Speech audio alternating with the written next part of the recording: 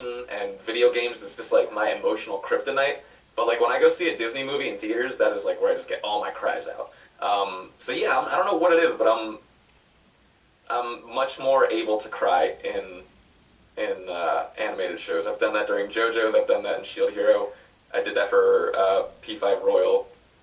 Did that in Promare. Like I had a lot of emotional moments. It's tough to choose one, but I'm glad that there are more than one that I have to choose from. Um, for me, like I also have a lot, but coming to mind right now is when I booked the one of my first like bigger animated series I booked was I think it was the third or fourth season of Avengers Assemble, and I remember walking in. I was voiced Jane Foster or like Lady Thor, and I walked into the booth and I saw Laura Bailey, Troy Baker, Fred Tatasciore, um, like Liam O'Brien, like all of these. Oh, Gray Delisle was in there. Like just and Fred Tatasciore had actually taught a class because he's a UCLA alum. He taught a voiceover class my senior year of college, and he was just so sweet. And I remember like walking up to him and being like, "You taught me in a class like 3 years ago." I said it to him after. Oh, Roger Craig Smith was in there too. Just all these people who I knew. I'm obsessed. I love Assassin's Creed 2 through Revelations specifically, and getting to like work with these people and meet them and was really just a very pivotal moment for me. And also realizing too that they're just humans. They're just people. And like I can do this too because I really felt out of my depth. But yeah, and also I think the voiceover industry is just one of the most welcoming in the entire universe. So yeah. Well, that's so good to hear. That's so good to hear.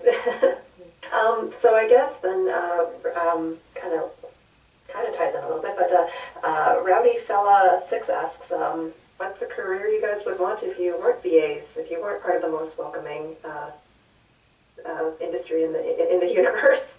Oh man. Yeah, I always really was into Greco-Roman art history, so I probably would have done something with that. Probably would have majored in art history. Yeah, I was gonna minor in it if I had time when I was at UCLA, but yeah. I think I'm really into craft beer, and the craft beer community is also very welcoming. I think I would be very happy opening up a brewery and just naming all my beers after nerd things and cartoons. Ooh, and woodworking all your own tables, right? Exactly, absolutely. Yeah. Oh, I can't wait for this to become a reality. It's actually a very good idea. Yeah, right. Yeah, I feel like there's a market for that. For sure. Okay, next one is a fandom question here for Erica from Kim Nyan. Yes. How was working on Love Live, and would Ellie be your best girl? Ellie is absolutely my best girl, or second to Nozomi, because I love Nozomi so much. But Love Live was so fun. That was one of the first things I worked on, like a long time ago. Actually, speaking of the whole I don't sound pretty enough thing, I had a callback for Ellie, and I said to the casting director when I walked out of the callback, because we had to do the super emotional scene. The callback was the super emotional scene in the season where Ellie's, talking to Nozomi in the hallway of the school, and I don't want to spoil it or anything, but it was a really heavy scene. And I remember, because when you start crying, when you get really emotional, you can't really put on a voice. You're kind of just yourself. And I remember doing it, and I'm one of those people, I can cry basically on command. Like, it's just a thing. Lucky. Yeah, I'm such a lucky lady. But I remember walking out of the booth, and I said to the casting director, I said, I don't think I sound pretty enough for this. And she was like, no, you did an amazing job. Like, you really did it. Like, you really did the scene. I was like, thank you, and I left, and I really thought I wasn't going to get it. Because, again, I just had that chip in my brain where I was like, I just don't have it. I don't have that beautiful, like, fairy voice, which is hilarious because I voiced Barbie. That's another one where I went, what? I said to my agent, when I was asked to go back in to audition again, or no, when I was asked, I had initially auditioned for Skipper and Teresa. Didn't book those, and my agent called me and said they want you to go in for Barbie, and I said, why would I go in for Barbie? I was like, I don't sound like Barbie. So yes. Anyway, this is like therapy for me talking about all these weird feelings I had about myself from years ago. But anyway, yeah. So she is best girl. I will never forget voicing Ellie. I loved voicing Ellie, and I loved all the girls I got to do Love Life with. So yeah. Oh, oh, my heart is so full right now. Okay, this is from Hi Janelle again. For Billy, who wins in a fight? Kyoya from Konosuba or Kirito? Oh man. I think Kyoya would definitely think he's gonna win this fight for sure, but I don't think he stands a chance. I think Kirito would just take that down like real quick. But it'd be really funny. I'm sure he'd say a lot of dumb stuff right before he gets his butt kicked by Kirito. I love how that guy just became like the everyone's lightning rod of hate, where he's like, "Hey guys, we're gonna go do that thing now. Shut up, Kyoya." He just became like that little bit part, which I was like, he's fun. He's a good time. All right. Next question is from Pinky Trash, and forgive me, I might not be reading this correctly, but for both of you, have you heard any stereotypes or typical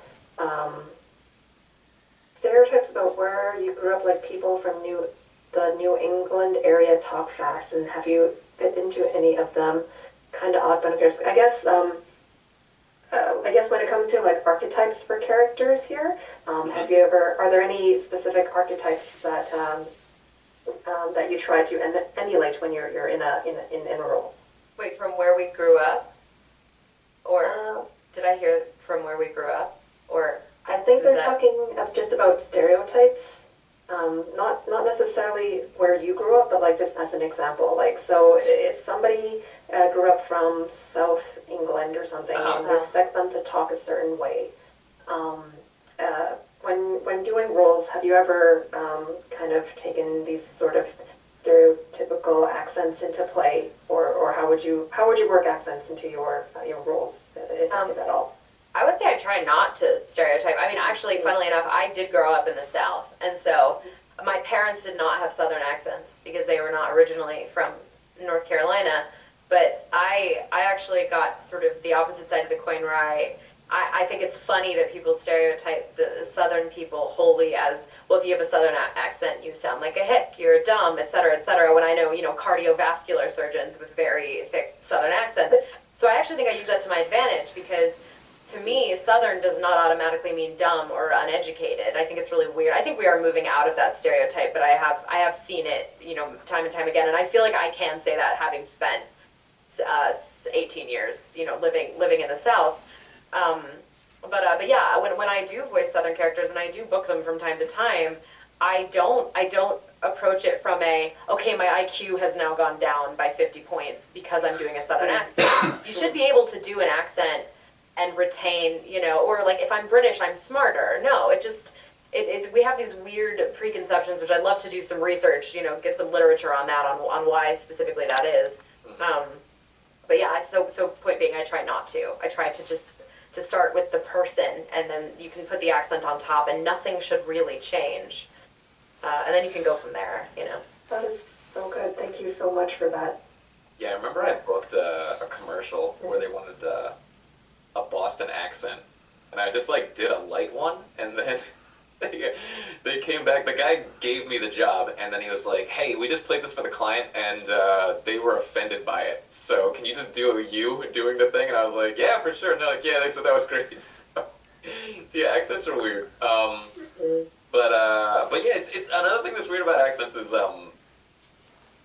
I feel like doing voiceover, every once in a while, my Pennsylvania accent will come out, and it's weird stuff that I don't think about, that you don't know about until you're in a situation with somebody, just like listening to what you say and going, "Hey, can you actually say this and not what you just did?"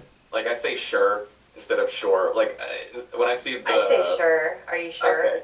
Yeah. Yeah. They yelled at me for that one time. But Some like, people, there are weird idiosyncracies that like different directors will pick up on. Like, instead of saying "to," I say "ta," like "to go here," "to go here." It's just, yeah. You'll get a lot of doing voiceover. You will be intimately familiar with all of your your little isms that other people aren't cool with. Yep, this is true. Yeah. All right, I think it's about 1:56 on my clock here, so I'm going to ask one more question, and then I think we should probably set up for the next panel here. And it's one for me, and it's a bit of a selfish one, but for both of you, if the stars align and everybody does their part and gets vaccinated, and your schedules are free, how would the two of you feel about coming, actually, finally, to Calgary for an OTA Fest? Oh, I 100%. would love that. Yeah. Yes, let's do it. Yes. I've heard a lot of stories about the mountains there. Oh. They are. They I are hear they're very gorgeous. Are there cryptids in the mountains? Like yetis and stuff? Wendigos? We walk. Yeah, we're We're going. done. we have moose. Oh, okay, that's Your good boat? enough. I'll take That's that. fair enough. Sold. Sold for $100, yeah. Quit drilling, it's struck oil. There. Fantastic. Could I trouble you to say goodbye to the audience here just shortly here? I know, Billy, we have you back in about an hour or so for Yes. Billy versus Smash, but for now, if you I'll wouldn't be mind kicking saying some goodbye. butt. Yeah. No, but yeah, thank you guys for joining us. This was super fun. Thank you for all the questions. Yeah, thank you guys so much for having us. It was a joy. I hope we all get to meet in person at some point. For real. Yeah. For sure. All right, awesome. Then thank you very much for joining us, folks. Let's, how do I tell my text, Ryan here, that we end now? Awesome. I know I'll never be the same. Shook my world so hard again. Wish I washed away my sins. He's a dead man walking, blank stare in his eyes. Should've given up on the ones I trust. Never should have been surprised when they shot